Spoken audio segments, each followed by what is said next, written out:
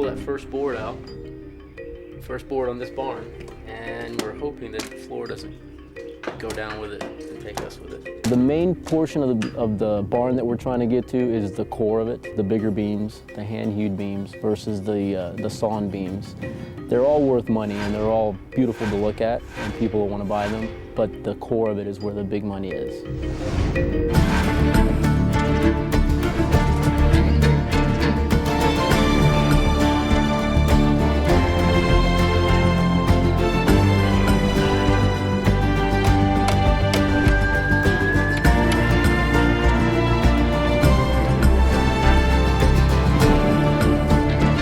I'm Miguel, and bringing barns down is my business.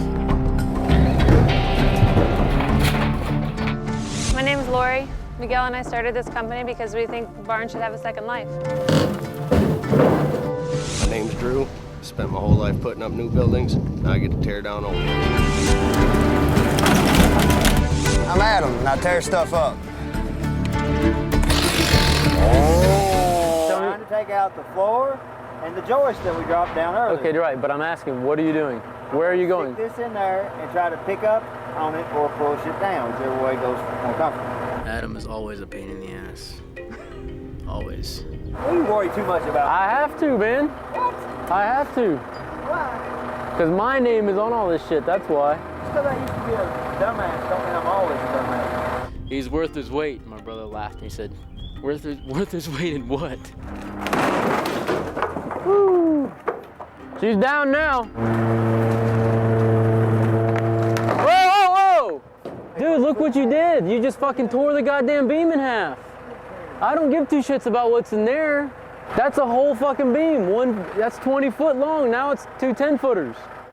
Well, the challenges about Tranquility Barn is that there's multiple types of construction. The original structure is built in late 1700s. Then you have a second structure added onto it, approximately 1840. Then another section added on about 1920 or so.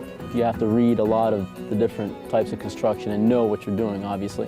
Boy, my mama knew what kind of danger you was putting me in, boy. That's one less dependent to have to worry about. We have to haul ass, get things going, man, because we're running out of money in a serious, serious way. And the weather is gonna turn crappy again tomorrow and Sunday. We've got less than a week to finish this thing. And then the other issue is the weather. Tons and tons of mud. It's cold, blowing rain. Goodness, that's miserable. Last night we had lightning, so we ended up wrapping things up earlier than I expected. We try to work until about 9:30 at night here to maximize our time because we're so set back right now with all the weather. Listen, dude, let's pull that gable end off first. Why would you let me cut the sucker down? We're goofing around with it. You're just about stubborn as hell, aren't you? Hey, bring me off of this thing. I ain't gonna sit up here and argue about this all day. Fuck this. Do you know how a house is built, man? Huh? Don't have a clue, but I can show you how to bring one down. God damn. You're about fucking stubborn as hell, man. Have at it, man. Cut whatever the fuck you want. See what happens.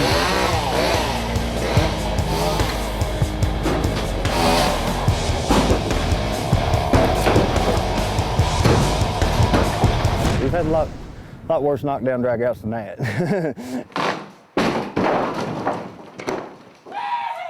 Well, it went well, I guess. A bit nutty, but well. That's typical Adam, though. You know, you gotta rile him up, curse at him a bit, but he gets the job done in the end of the day, you know? A lot of the lumber that's in this building is, you can't find it anymore. Non-existent as far as old growth goes. It would take probably a good 400 or 500 years for these trees to grow back again. So that's what we're going for, is the beams in the center, because they are by far more valuable than the ones in the front. You can't even drive a nail in them. They're so, so hard. And a lot of people like to use them in their homes for structural supports. Well, you have a 20-foot long beam that's 12 by 12 that you can't find anywhere. You can't go to any store, any lumber yard and find it anywhere. So the last thing you want to do is start cutting it up in little pieces. You want to try and keep that as a whole member. Lineal pieces.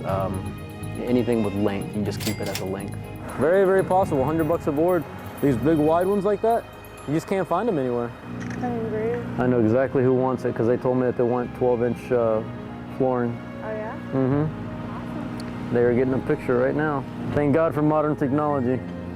because order is being filled as we speak. We actually came across a barn that has some very old, large wood in it.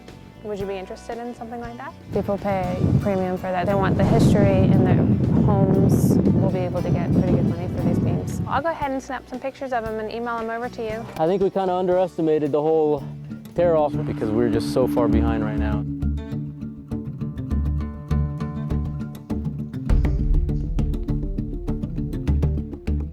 not going to be able to use it at all for the whole barn issue. Ready, one?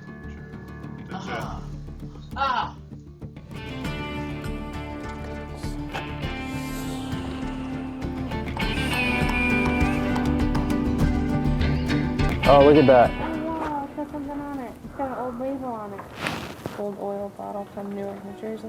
I love the treasure hunting aspect of it and just researching, you know, where the bottles were made, what they were used for, this type of horseshoe, you know, that type of nail.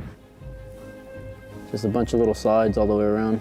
There was one of these I had just sold online for $108. I have it appraised and we'll see how it comes back. They're all from the 70s, early 70s.